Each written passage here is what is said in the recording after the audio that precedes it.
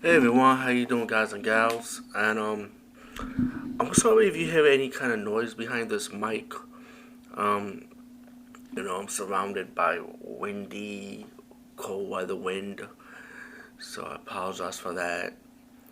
And I don't have any tools to edit those background sounds. I'm just using free programs like City, Clapchamp by Microsoft, which is a great program, especially for AI voices. And I do use it sometimes, but in this case, these are podcast exclusive, so if you're hearing this episode of my podcast, thank you for listening. You may hear this on YouTube also. I do have a lot of YouTube names, so I don't know what YouTube platform I'm going to use for this episode, but this will be on my Spotify, that I can tell you. So I want to talk about the movie Snow White and the Seven Samurai. I had a friend that already reviewed this movie, but it's actually on her channel instead of my channel. So this is the review done by me and only by me.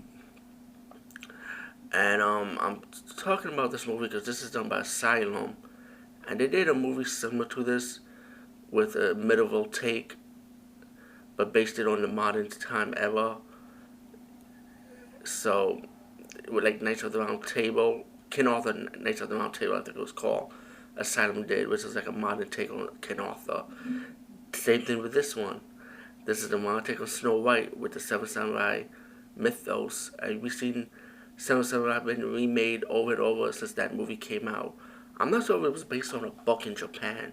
That's the way thing, but I just know how popular the movie was. The black and white Seven Samurai, the original, and they had a remake version of it called Magnificent Seven, which was a Western movie take on that Seven Samurai tale with seven cowboys instead. Yeah, this is a silent take on it, which is kind of weird because this take up on it is Snow White mixed with Seven Samurai.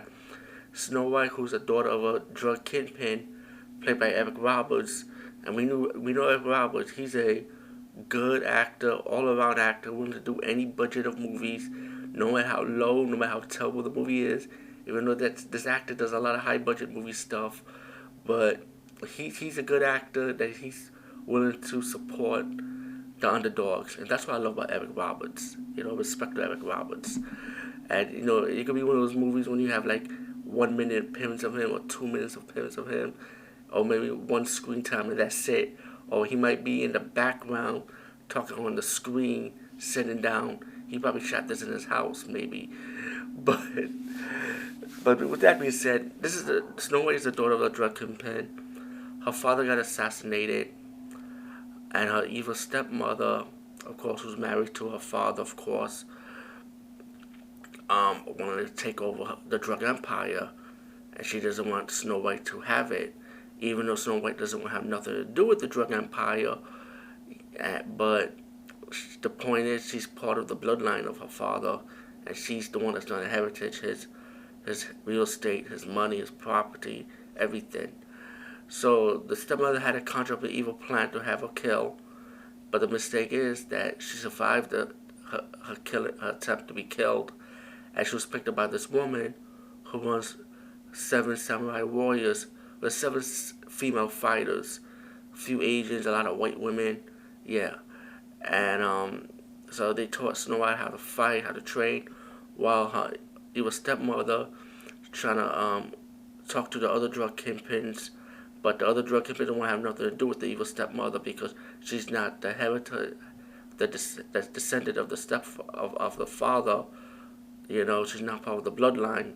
So the other drug kingpin trying to kill the evil stepmother, it backfires. So the evil stepmother ended up killing them, so she has full control of the drug cartel, the drug trade, pretty much. Later on, Snow White recuperates on the failed assassin attempt, and the evil stepmother realizes she survived.